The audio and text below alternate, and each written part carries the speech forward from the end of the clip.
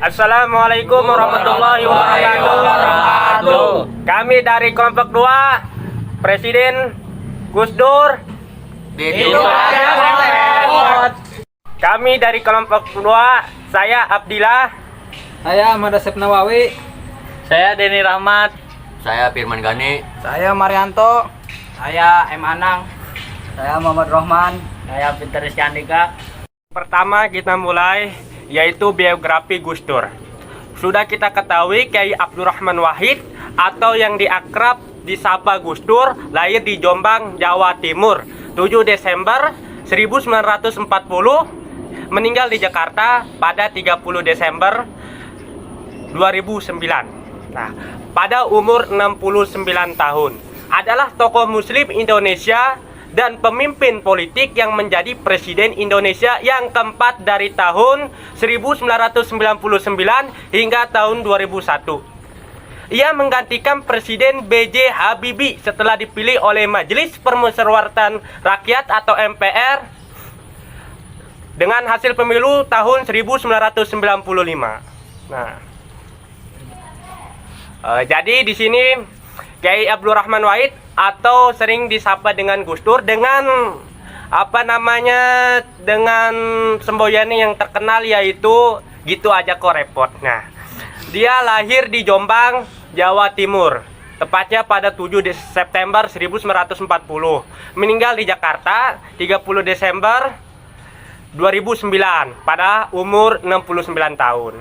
Adalah tokoh muslim Indonesia yang tentunya karismatik. Dia juga seorang ulama yang mempunyai kontribusi besar tentunya bagi negara kita Indonesia.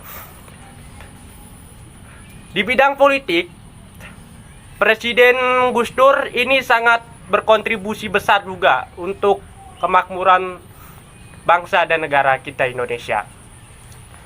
Presiden Gus Dur menjabat setelah Presiden B.J. Habibie, setelah dipilih oleh Majelis Permusyawaratan Rakyat hasil pemilu tahun 1999. Nah, pada slide selanjutnya ini kita akan membahas mengenai kebijakan-kebijakan Presiden pada masa Presiden Gus Dur. Yang pertama adalah membubarkan Departemen Penerangan dan Departemen Sosial. Sosok yang baru menjabat sebagai Presiden Republik Indonesia selama 1 bulan ini langsung mencoba merombak tatanan pemerintahan. Perubahan itu dilakukan dengan membubarkan 2 departemen besar, yaitu Departemen Penerangan dan Departemen Sosial, padahal kedua departemen itu sudah berdiri sejak pemerintahan Presiden Soeharto dan Presiden B.J. Habibie. Pembubaran kedua departemen itu tentunya dilakukan dengan sebuah alasan yang tak kalah kontroversial pula.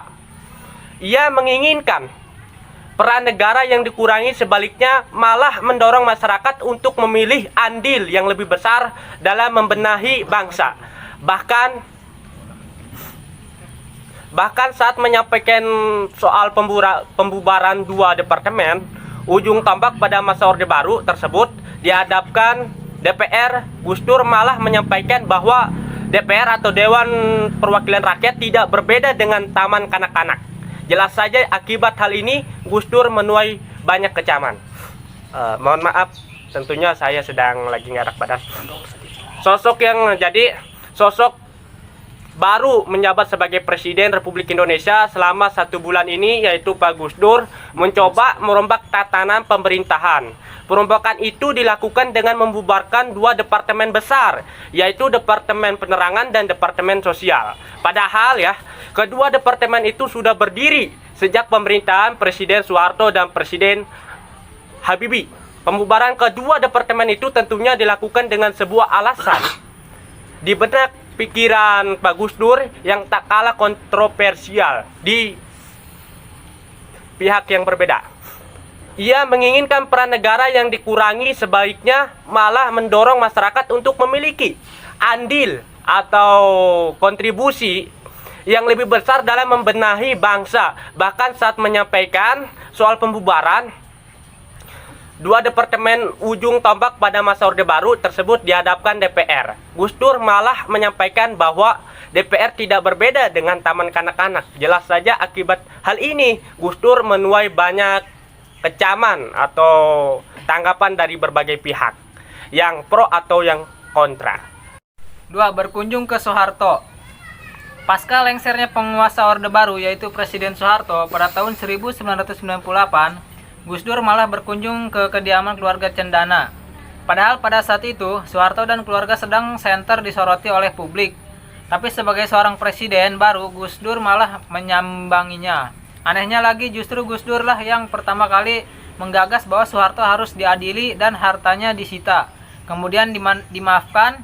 3. Usul penghapusan TAP MPR tentang PK. Usul penghapusan TAP MPR ini juga yang termasuk paling kontroversial dan membuka luka lama bagi bangsa Indonesia.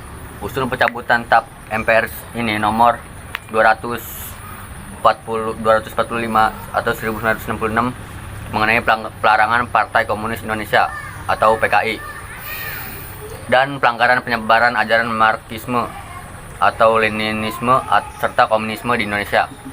Tentu saja usulan ini ditolak oleh seluruh fraksi MPR. Enggak hanya MPR yang menolak, bahkan aksi protes juga dilakukan oleh para barisan muda Islam di beberapa penjuru Indonesia. 4. Memecat 2 menteri dengan dugaan korupsi. Di bulan April tahun 2000, Gus Dur mencatat Yusuf Kala yang merupakan seorang menteri negara perindustrian dan Laksamana Soekardi yang tidak lain adalah seorang menteri negara BUMN. Pemecatan kedua menteri tersebut bukanlah tanpa alasan. Alasan Gus Dur adalah karena kedua menteri tersebut terlibat korupsi yang merupakan menteri koordinat bidang kesejahteraan rakyat dan pengentasan kemiskinan. Republik Indonesia mengundurkan diri karena menolak hubungan keadaan antara Gus Dur dengan Israel. 5. Keformalan Istana Kepresidenan. Seperti yang kita tahu bahwa Istana Kepresidenan memang syarat akan suasana yang formal, bahkan sakral. Namun di kepemimpinan Gus Dur, mindset tersebut berubah. Gus Dur sering menerima tamu yang datang dari berbagai kalangan. Padahal gak semua orang bisa masuk istana. Selain itu, ia pernah muncul di teras istana dengan hanya menggunakan kaos dan celana pendek sambil melambai ke para pewarta. Selain itu, Gus Dur juga sering kedatangan tamu hingga larut malam.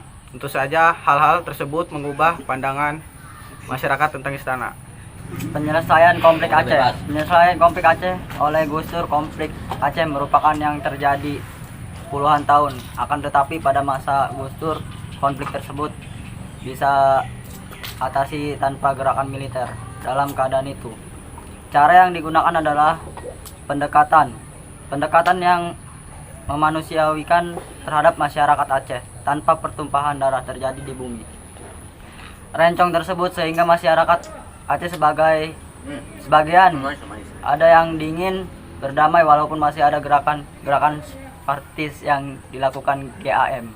Kesimpulan, pada masa Presiden Gus Dur tentu banyak kebijakan-kebijakan yang beliau buat yang berdampak pada kalangan masyarakat Indonesia. Walaupun ada kebijakan-kebijakan yang membuat kontroversi dibentuk pihak yang tidak setuju kontroversial terhadap, namun pada Gus Dur dapat meminimalisirnya dengan cara pendekatan sosial yang beliau lakukan.